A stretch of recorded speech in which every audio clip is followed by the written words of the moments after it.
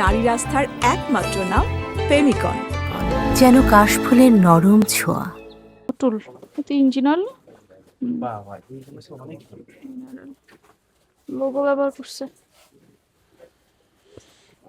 একটা ইভেন্টের নাকি অনেক আছে। এগুলো একদম বিদেশি বলে চালাচ্ছে। এই যে ওরা শুধু লিখতেছে যে ফর্মুলেটেড বাই ইউএই। সেখানে যে ফেক এলসি নাম্বারও বসাচ্ছে। এই যে এলসি বিএসটি লোগো বসাচ্ছে। ইম্পোর্টারের ছিল সব ইম্পোর্টারের ছিল।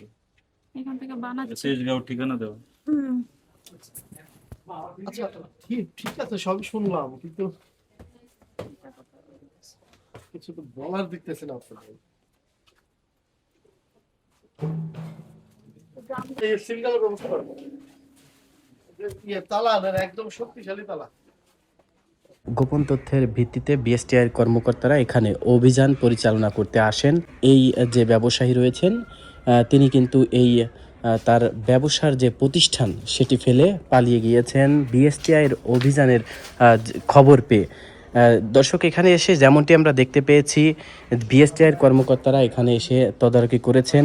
তদারকিতে দেখা যায়, একটু দেখানোর চেষ্টা করি যে এখানে বিভিন্ন ব্র্যান্ডের মোবিলগুলো রয়েছে। যেমন আমার হাতে দেখতে পাচ্ছেন একটি হিরো 40+ যে মোবিল, সেটি কিন্তু আপনারা দেখতে পাচ্ছেন। এটি যদি আপনাদেরকে একটু দেখানোর চেষ্টা করি যে এই মোবিলই কিন্তু রাজধানী সহ দেশের বিভিন্ন ব্র্যান্ডের যে দোকানগুলো রয়েছে সেই দোকানগুলোতে কিন্তু বিভিন্ন দেশের নাম দিয়ে এটি বিক্রি হয়।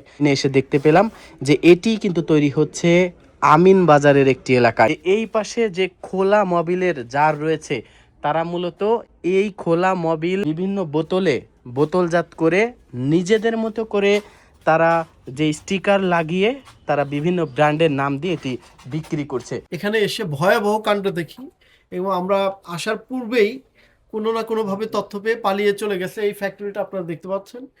এখানে দেশের বিভিন্ন বা বিদেশের বিভিন্ন নামকরা ব্র্যান্ডের ইঞ্জিন অয়েলগুলো 2 নম্বর নকল পণ্য তৈরি করা হচ্ছে, ইঞ্জিন অয়েল তৈরি করা হচ্ছে। নকল ইঞ্জিন অয়েল ফ্যাক্টরিকে ধরতে পারি নাই, বাট যেহেতু পালিয়ে গেছে আমরা এই ফ্যাক্টরিটা আজকে সিলগালা করে দিয়ে যাচ্ছি।